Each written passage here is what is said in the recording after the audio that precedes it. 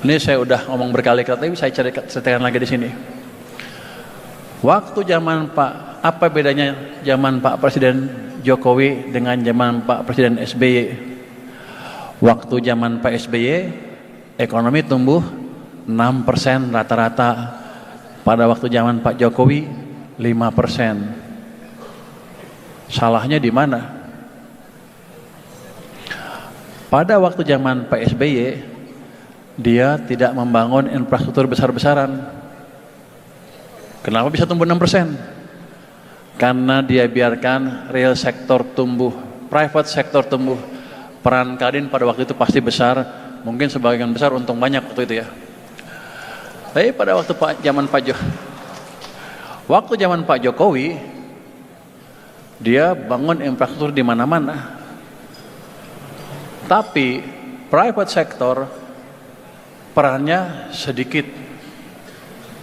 Akibatnya tumbuhnya cuma 5. Jadi di zaman Pak SBY yang jalan private sektor, pemerintahnya diam.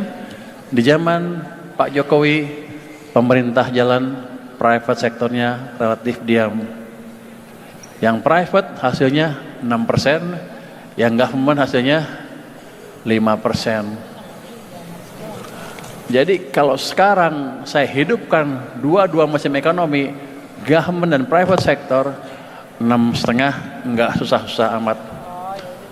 Saudara kan bertanya, tahu dari mana Purbaya bahwa waktu zaman Pak SBY yang jalan private sector? Kalau pembangunan infrastruktur kan udah clear, nggak kemana-mana waktu itu ya.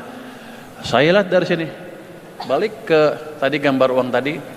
Gambar uang tadi bisa menjelaskan apa yang terjadi di perekonomian Indonesia dengan cukup detail. Kalau ekonominya pada pinter, cuman yang pinter cuman gua kayaknya. Makanya waktu saya cerita itulah, mereka bilang ini ilmu aneh, tapi ini ilmu dasar ekonomi seperti ini. Jadi ekonomi yang betul ya yang seperti ini, yang lain salah semua. Ini waktu zamannya Pak SBY, Anda lihat di hijau nih. Ini pertumbuhan dari sini ke sini itu rata-ratanya tumbuhnya 17,5% sampai 18%. Akibatnya apa? Kreditnya tumbuhnya kenceng tuh. Yang biru nih kredit nih. Berapa itu? 22%. Artinya private sector yang jalan kan pada waktu itu. Lihat zamannya Pak Jokowi. Tiba-tiba uangnya turun ke sini. Ini kadang-kadang 2008 sampai 2009 ini, 2018 2019. Sebelum Covid rata-ratanya udah 0. 2 tahun sudah direm ekonominya.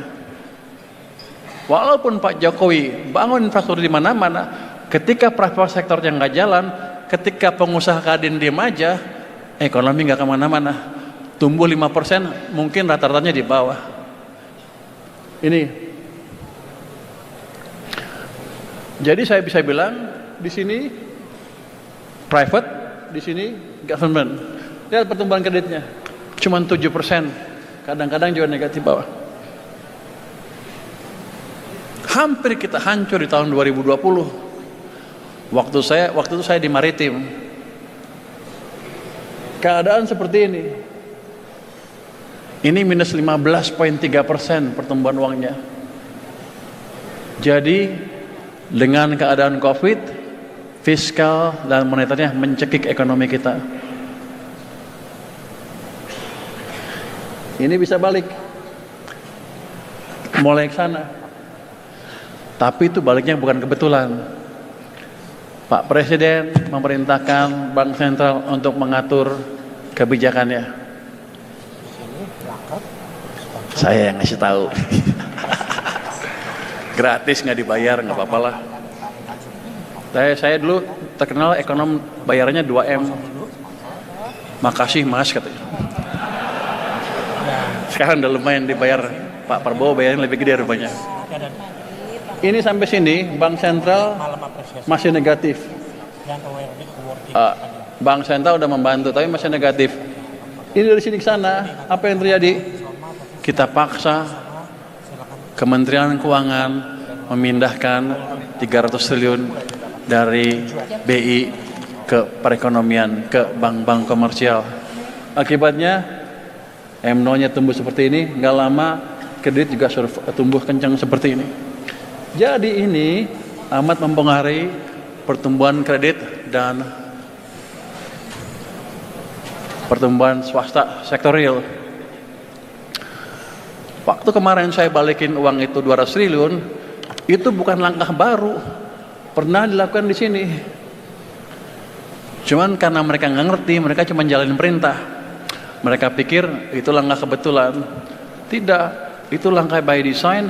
Yang ini pun kita sudah punya pengalaman dan kita jalankan langkah itu karena kita sudah punya pengalaman tahun-tahun sebelumnya. Jadi saya kelihatannya pinter, padahal enggak, dulu dikerjain. Tapi emang gue yang nyuruh sih. Jangan nggak ngerti. Orang nuduh saya, ini waktu lontor ini, mereka bilang apa?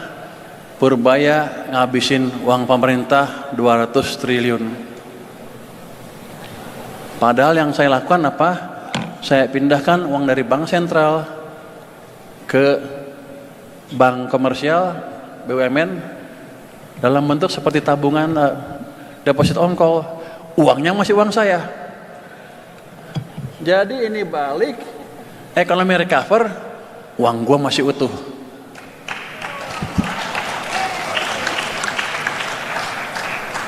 Pinter juga saya katanya.